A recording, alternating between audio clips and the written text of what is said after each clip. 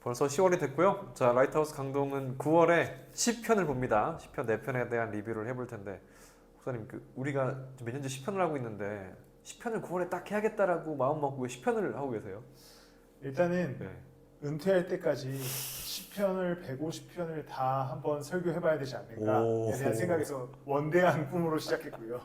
그래서 1년 중에 9월이 다른 교회 행사가 없는, 절기가 없는 달이어서 9월은 항상 10편을 보자. 그러면 한 30년 넘게 하면 150편을 볼 수 있지 않을까라는 생각에 호기롭게 했었고, 그것이 하나의 전통 혹은 문화가 되어서 그렇죠. 네. 그렇게 10편을 보고 있습니다. 문화는 우리가 세워나가기 나름이니까 네. 9월은 10편을 보는 달이다라고 네. 해서 진행했는데, 이번에는 또 10편의 4편의 이야기를 가지고 이야기를 좀 해보겠습니다. 첫 주에는 10편 34편의 이야기로 출발을 합니다. 맞죠? 네, 맞습니다. 선은 무수히 많은 점으로 이루어져 있다 제목으로 함께 말씀을 나눴었고요. 예. 이것이 역사적 순서로 가장 앞서 있어서 이 이야기를 먼저 다루었습니다. 이 이야기의 주제는 다윗이 사울에 의해서 죽음의 위협을 받게 되고 도망하게 됩니다. 그때 아히멜렉 왕 앞에 숨어가게 되는데 거기서 스파이 취급을 당해요. 그래서 거기서 탈출하기 위해서 그가 한 것이 미친 척을 합니다. 그렇죠. 네. 굉장히 굴욕적인 일이었을 텐데요. 미친 척을 함으로써 겨우 살아나고 그 다음에 아둘람 굴에 숨어들게 되고, 그때 했던 찬양인데 그 찬양을 제가 대신 읽어드리면 주님을 늘 찬양할 것이니 주님을 찬양하는 노랫소리 내 입에서 그치지 않을 것이다. 와. 그가 사실 굉장히 고통스러운 순간을 지나가고 있었어요. 도망갔고 미친 척했고 굴에 숨었고, 근데 그의 고백이 무엇이냐면 끝까지 찬양하겠다라는 고백을 하는 것입니다. 그래서 제가 이 말씀을 통해서 나누고 싶었던 것은 다윗의 점과 같은 순간은 굉장히 고통스러운 시간을 지나갔지만 다윗은 자신에게 기름 부으신 하나님을 기억했고 그 선 속에서 결과적으로 자신을 왕으로 만드실 하나님을 신뢰함으로 그 점과 같은 순간을 담대하게 지나갔다라는 주제로 말씀 나눴습니다. 다윗은 되게 항상 억울했던 것 같아요. 여러 가지 면에서 막내기도 하고 배척당했던 어린 시절이 있었고, 그리고 뭐 사울에게 발탁도 됐지만 죽임을 당할 뻔도 했고, 그런 순간에 굉장히 억울했지만 그 기름 부으심은 이제 사무엘이 기름을 딱 부었던 그 순간을 기억한다는 거잖아요. 계속 끝까지. 맞나요? 맞습니다. 그러니까 아주 어릴 적에 아마도 뭐 대충 나이는 알 수 없지만 15세에서 네. 16세 되던 그 시절에 사무엘이 자신에게 기름을 부었던 그 사건을 예. 기억하면서 그가 그 점과 같은 고통의 순간들을 견뎌낼 수 있지 않았을까, 그 억울한 순간들을 잘 버틸 수 있지 않았을까라는 생각을 하게 됐습니다. 우리가 살아가는 사람들은 근데 다 점으로 막 돼 있는데 그게 선이 되고 나중에 면이 되잖아요. 네. 그 순간들을 잘 기억하는 게 다윗의 그 어떤 그 강렬한 기름 부음이 그 삶을 이끌어가지 않았나, 이런 생각을 좀 들게 하는 대목이고요. 네. 두 번째는 10편 3편의 이야기. 이때는 이제 아들 압살롬에게 쫓겨갔던 순간을 얘기하는 건가요? 네, 맞습니다. 그래서 그는 멀리서 성전을 보았다라는 제목으로 함께 나누었고, 예. 다윗은 두 번의 도망자 신세를 지게 되는데 첫 번째는 사울에게 쫓겼을 때고 두 번째는 그의 아들이었던 압살롬에게 쫓겼을 때입니다. 그래서 그가 이제 쫓겨났는데 사실 성전을 압살롬이 차지하죠. 그렇죠. 근데 다윗이 광야 속에서 재밌게도 성전을 바라봐요. 되게 특이한 일인데 4절에 보면 내가 주님을 바라보며 소리 높여 부르짖을 때에 주님께서는 그 거룩한 산에서 응답하여 주십니다. 거룩한 산은 보통 예루살렘을 뜻하거든요. 예. 광야 속에서 압살롬이 차지한 예루살렘을 바라보면서 주님이 나를 도와주실 것이다 라고 생각하는 것이죠. 왜냐하면 그 성전의 주인은 사실 압살롬이 아니라 하나님이시고 그 하나님은 나를 분명히 도와주실 것이고, 그럼 결과적으로 나를 다시 그 성전에 복귀시킬 것이기 때문에 그는 하나님을 바라보면서 답을 찾게 되는 겁니다. 그래서 그거에 관해서 우리가 나눴었습니다. 대단한 것 같아요. 그러니까 이게 뭐 이제 우리가 다윗의 대단함을 얘기도 하겠지만, 결론적으로 그가 꼭 진 하나님을 꼭 붙들고 있다는 생각. 그러니까 그가 성을 짓고 싶다, 그리고 마지막에 성전을 짓고 싶다 했지만 넌 안 된다, 아들이 지어야 된다, 이런 다윗은 그 열망함이 있었던 것 같다는 생각도 많이 하게 되고, 그리고 아들도 참 아버지의 그 부인들을 데려다가 이제 10명 넘는 부인이었죠. 부인과 동침을 하는 그런 민망하고 그런 상황들을 만들었지만, 또 다윗의 가신들이 또 다윗을 배반하는 그런 순간들이 있었잖아요, 그 당시에. 그러면 하나님을 부르짖는 그 모습이 범인으로서 상상하기 어려운 그런 여전히 있는 것 같습니다. 맞습니다. 다윗은 참 대단한 거죠. 사실 광야에서 큰 절망을 만날 수 있었겠지만 결국에 성전에 계신 하나님을 바라봐서 끝까지 견딜 수 있었고 네. 또 결국 설교의 결론은 우리가 하나님의 성전이다라는 것을 통하여서 우리도 우리 안에 계신 성령을 그러한 사모하자. 태도로 바라봐야 되지 않을까. 네, 네. 성령께서 우리를 위해 도우시지 않을까라는 이야기를 나눴었습니다. 세 번째는 시편 62편 많은 찬양으로도 이어지고 있는 얘기인데 네. 이건 어떤 내용을 담고 있나요? 시편 62편도 압살롬에게 쫓겼을 때 쓰여졌을 것으로 추측되어지고요. 네, 네. 근데 이 말씀을 통해서 나누고 싶었던 것은 설교의 제목이 One and Only. 원래 이제 유일무이 사자성어로 하면요. 왜냐하면 이제 그가 1절에서 이렇게 얘기하거든요. 내 영혼이 잠잠히 하나님만을 기다리는 나의 구원이 그에게서만 나오기 때문에. 와하. 사실 그가 광야 가운데 있었고 쫓기는 가운데 있었지만 그가 확실히 알았던 것은 나의 구원이 오직 그에게서만 나온다. 야.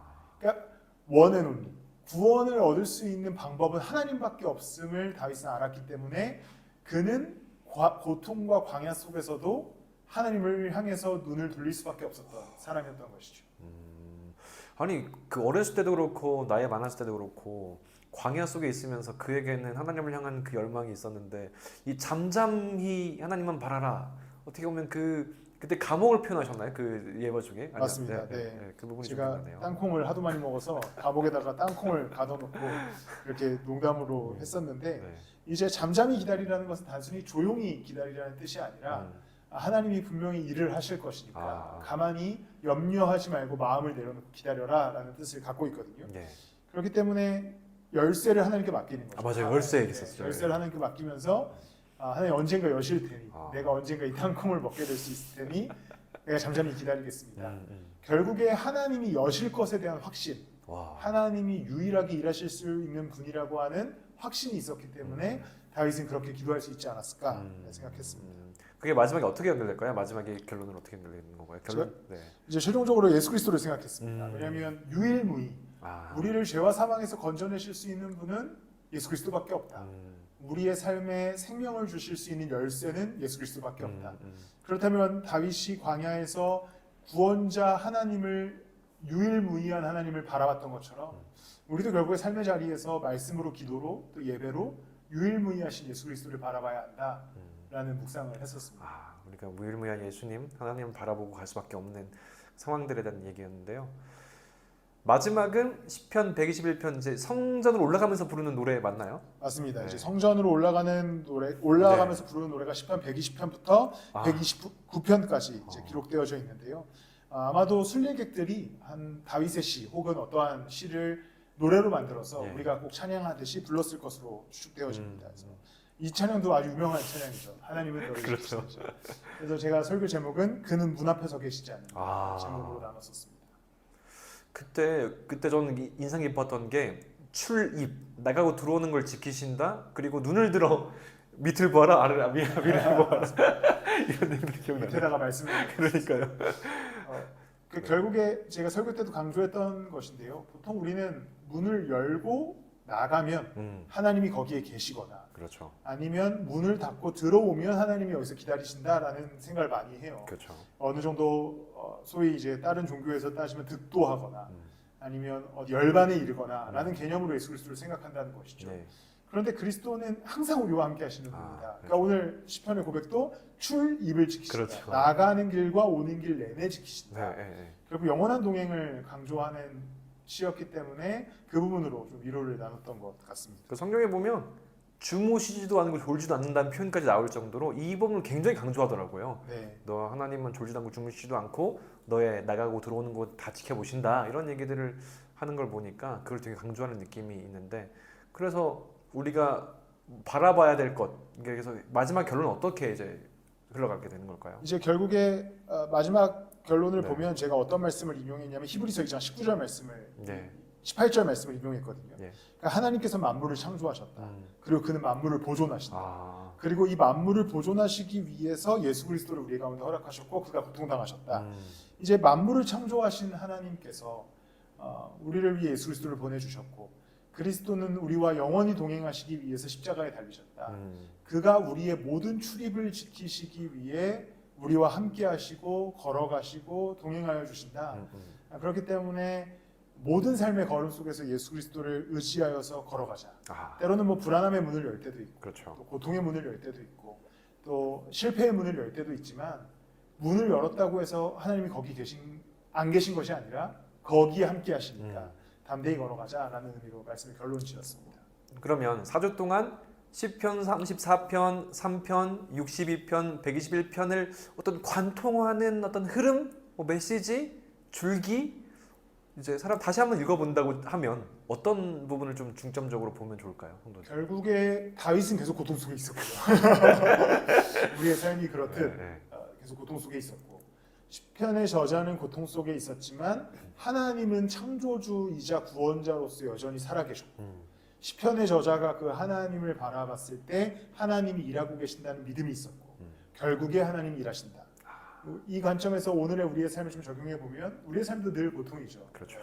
직장인들이 많잖아요. 늘 야근과 그렇죠. 또 수많은 업무와 관계의 어려움들로 살아가는데, 그 속에서 예수 그리스도는 어디 계신가?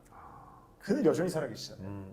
또 성령으로, 성전에 관한 이야기를 나눌 때 성령으로, 구원자에 관한 이야기 나눌 때 그가 유일한 구원자로 항상 함께 하신다. 그렇죠. 그럼 우리는 무엇을 바라봐야 되는가? 그리스도를 바라봐야 되는 것. 그러니까 결국에 고통 속에 있는 우리는 하나님을 바라봐야만 그분의 인도하심 속에서 우리가 온전하게 삶의 걸을 옮길 수 있다라는 것이 핵심적인 큰 줄기의 주제였습니다. 저희가 이제 이 말씀을 쭉 읽고 나서 이걸 준비한다기보다는 한번 다시 들어보는 과정에서 노트북 LM이라는 이제 흔히 말해서 요즘에 AI를 도구를 활용해서 목사님 설교들을 한번 쭉 넣어봤거든요. 근데 거기서는 점과 선을 굉장히 강조하더라고요. 그래서 너무 웃겼다. 그 부분에 굉장히 놀랐습니다. 어쨌든 AI가 정확했습니다. 그래요? 그게 거의 핵심 주제였거든요. 하나님은 쭉 인도하고 계시고 우리는 정과 같은 순환을 지나갑니다. 놀랐던 순간이 있었습니다. 네. 이 시편을 정리하고요. 내년에도 9월에 어떤 얘기할지 또 기대가 되면서 이제는 다음 시리즈를 어떻게 준비하고 있는지, 저희 배경이 된 뒤쪽에 뭔가 좀 있나요? 네, 뒤에 그냥 성경책들을 제가 몇 권 올려놨는데요. 결국에 설교의 주제 시리즈는 8주간 자문 언답, 자문자답이라고 하는 사자성어에서 차용해서 내가 묻고 말씀이 답한다. 8주간의 시간 동안 성도들이 좀 궁금했던 것들을 질문을 받았습니다. 카톡으로도 받고 또 게시판에다가 적어서 받을 수 있도록 했는데 그 중에 여러 가지 질문들을 조합하기도 하고 또 새로 이제 거기서 질문을 뽑아내서 8가지의 설교를 준비하고 있습니다. 그런데 사실 굉장히 신학적으로 접근할 수밖에 없는 주제들이 있거든요. 그렇죠. 그런데 어쨌든 설교를 해야 되니까요. 이 안에서 어떻게 은혜를 끄집어내서 삶에 적용시킬 것인가에 대해서 고민하면서 설교를 준비하고 있고, 아마도 그로 인한 스트레스로 약간 식도염에 시달리고 있습니다. 그 식도염에서 또 해방되는 가장 중요한 것은 사람들이 많이 와서 예배 자리에서 그것들을 받아 안고 말씀을 읽는 게 가장 이제 목사님한테는 큰 어떤 열매가 아닐까 생각을 합니다. 자, 오늘 시편 함께 나눴고요. 오늘 시편 다시 한번 읽어보시고 앞으로 진행되는 시리즈 또 말씀도 같이 나눌 거니까요. 그리고 나눈 것을 가지고 또 리뷰하도록 하겠습니다. 저희는 그러면 다음 시간에 뵙도록 하겠습니다. 네.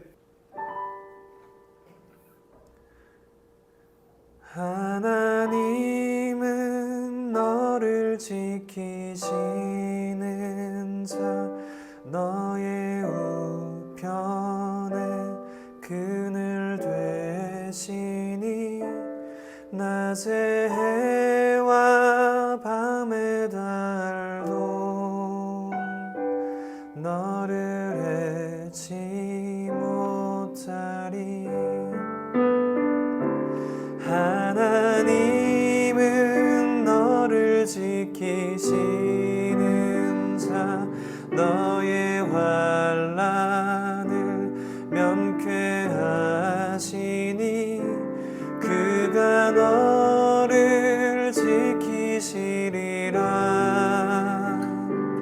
너의 출입을 지키시리라. 눈을 들어 산을 보아라. 너의 도움 어디서 오나. 천지 지으신 너를 만드신 여호와께로다. 천지 지으신 너를 반드시